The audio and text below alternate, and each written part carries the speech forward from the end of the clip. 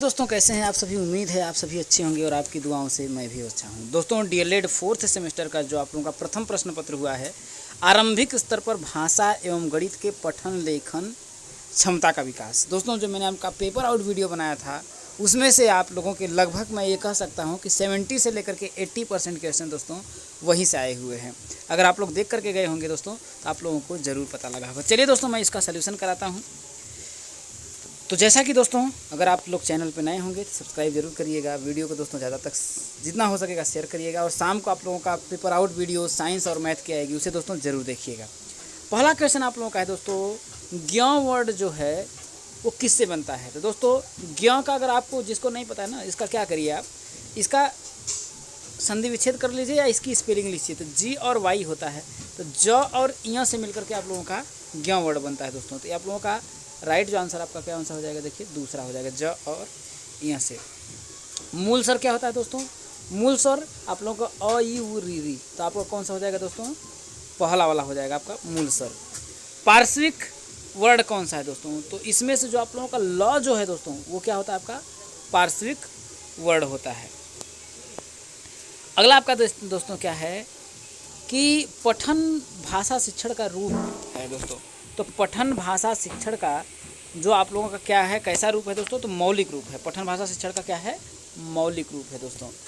अगला देखिए, त्रिपथमा समानार्थी है दोस्तों। तो त्रिपथमा दोस्तों समानार्थी आपका ये कन्फ्यूजन है दोस्तों कि किसका है, आप लोग जरूर कमेंट करके बताइएगा कि त्रिपथमा जो है किसका समानार्थी है दोस्तों। अगला है आप लोगों का देखिए कि मर्त्य का विलोम है दोस्तों। तो मर्त्य का विलोम क्या होगा भाई, मर्त्य का मतलब होता है मरना, तो अमर्त्य हो जाएगा, इसका मतलब क्या होगा, अजय और अमर्त्य। आप लोगों का कौन सा हो जाएगा, अमर्त्य हो जाएगा दोस्तों। चलिए आगे बढ़ते हैं। अगला आप लोगों का क्वेश्चन है दोस्तों, योजक चिन्ह पूछा है। क्या पूछा है दोस्तों कि योजक चिन्ह इसमें से कौन सा है। तो चौथा आप लोगों का हो जाएगा दोस्तों, ये योजक चिन्ह का है। अगला दोस्तों कि दीर्घायु हो वाक्य है दोस्तों। तो एक ऐसा है कि दीर्घायु हो, ये आप लोगों का इच्छा सूचक वाक्य है दोस्तों। कैसा है आप लोगों का, इच्छा वाचक वाक्य है। वर्थ ध्वनियाँ हैं दोस्तों। तो वर्थ ध्वनियाँ कौन सा हो जाएगा, देखिए न ल स आप लोगों की कौन सी है, वर्थ ध्वनियाँ हैं दोस्तों। अगला है दोस्तों आप लोगों का कि अयोगवाह के भेद हैं, अनुस्वार अनुनासिक विसर्ग। तो आप लोगों का उपरोक्त दोस्तों आप लोगों का सही हो जाएगा। अगला है दोस्तों इसमें कि 4389 में दहाई वाला अंक। तो दोस्तों 4 3 8 9 है, तो इकाई वाला ये हो जाएगा आपका, दहाई वाला ये हो जाएगा। दहाई कितना हो जाएगा दोस्तों, आपका 8 हो जाएगा। क्या हो जाएगा, दहाई वाला अंक आप लोगों का 8 हो जाएगा दोस्तों। चलिए आगे बढ़ते हैं। अगला जो क्वेश्चन क्या पूछा दोस्तों, अंतस्थ व्यंजन। तो अंतस्थ व्यंजन क्या होता है, य र ल और वो क्या होता है, अंतस्थ व्यंजन होता है दोस्तों। तो इसमें से कौन सा हो जाएगा दोस्तों, चौथा आप लोगों का राइट आंसर हो जाएगा। प्राकृतिक संख्या क्या होती है, जो संख्या दोस्तों 1 से प्रारंभ होती है और अनंत तक चली जाती है दोस्तों। तो इसमें 1 भी है, 2 भी है और 3 भी है। तो उपरोक्त तो क्या हो जाएगा आपका, सभी हो जाएगा दोस्तों। इसमें दिया है दोस्तों 14 से -10 है क्या, 14 से -10 है क्या तक के अंकों में सबसे छोटा अंक दोस्तों। तो 14 से -10 तक में सबसे छोटा दोस्तों, तो सबसे छोटा आप लोगों का क्या होगा, माइनस का 2 हो जाएगा दोस्तों। क्या हो जाएगा, माइनस का आप लोगों का 2 हो जाएगा। क्योंकि दोस्तों आप ऐसे समझ लीजिए ना कि मेरे पास 2 रुपये है, तो इसका मतलब मैं 2 रुपये प्लस में हूँ, और -2 का मतलब मैं 2 रुपये क्या हूँ, कर्ज में हूँ दोस्तों। तो इस तरीके से आप लोग समझने का प्रयास करिए। अगला दोस्तों परस्पर मेल के आधार पर व्यंजन है, संयुक्त और द्वित्व। हाँ दोस्तों, संयुक्त भी व्यंजन हो जाता है और द्वित्व भी हो जाता है दोस्तों परस्पर मेल से। तो आप लोगों का 1 और 2 क्या हो जाएगा, दोनों हो जाएगा दोस्तों। तो चलिए आगे बढ़ते हैं। अगला क्वेश्चन आप लोग देखते हैं दोस्तों, आप लोगों का कितना सही हुआ है जरूर आप लोग बताइएगा दोस्तों। अगला है दोस्तों, भाषा के प्रमुख अंग कौन कौन से हैं दोस्तों। तो दोस्तों भाषा का क्या पूछा है, आपका प्रमुख अंग पूछा है दोस्तों।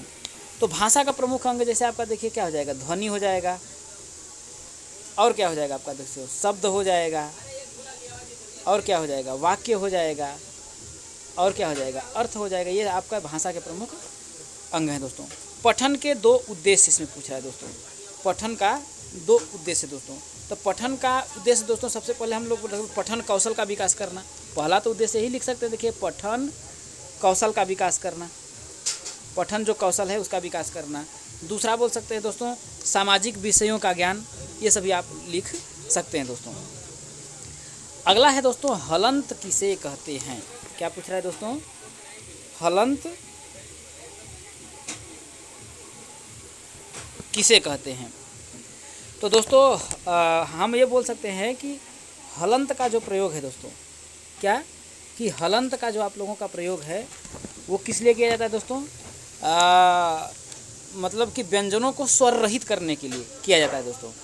ठीक है, जैसे कि आप बोल सकते हैं जैसे कि क है दोस्तों, अगर इसको हलंत का अगर हम इस्तेमाल कर देते हैं, जैसे ये आपका हलंत का चिन्ह है इसका, तो ये स्वर रहित हो जाता है। तो इसके अब आप ऐसे बोल सकते हैं कि जिसके अंत में स्वर रहित व्यंजन वर्ण हो उसे हलंत कहते हैं।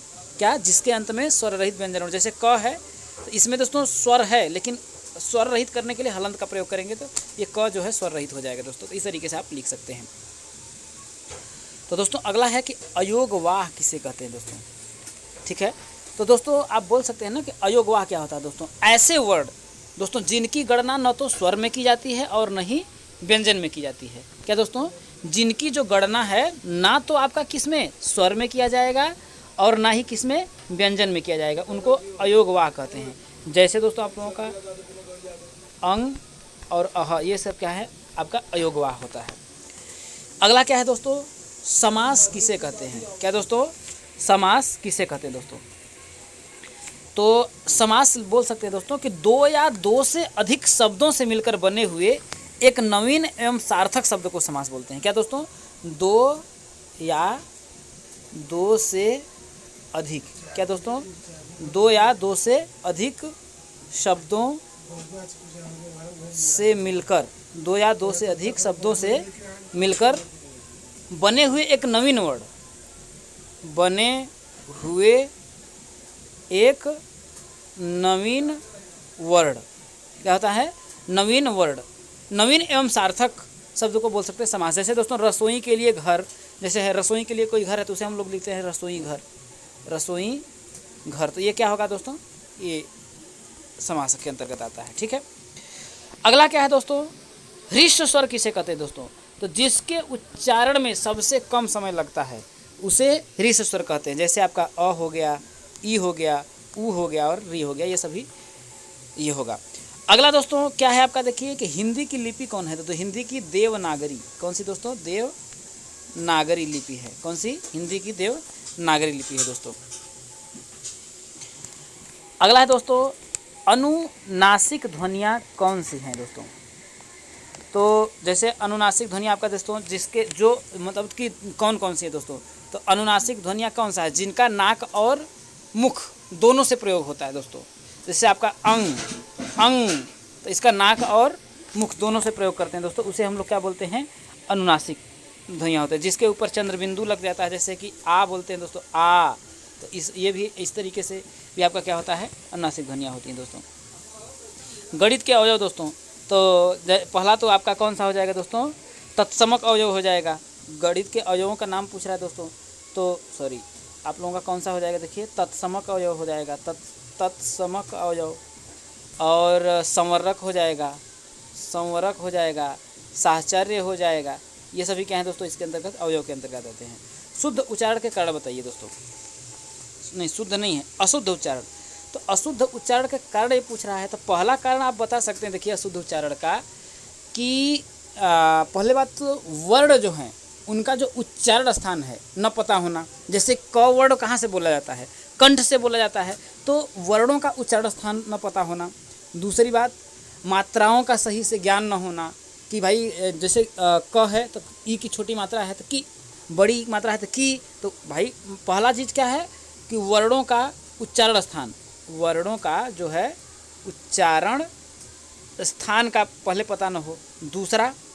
दूसरा दोस्तों कि मात्राओं का सही ज्ञान, मात्राओं का सही ज्ञान का अगर पता नहीं रहेगा तब पर भी आप लोगों का वो हो जाएगा दोस्तों। अगला आपका पूछा है, देखिए ध्वनि की परिभाषा।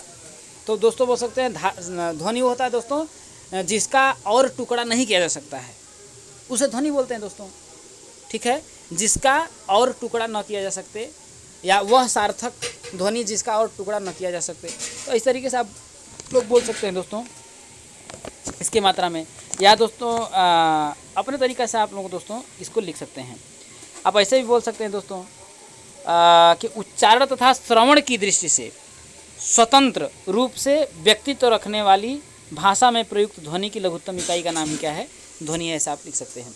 संयुक्त व्यंजन क्या बोलते हैं दोस्तों? संयुक्त व्यंजन किसे कहते हैं दोस्तों?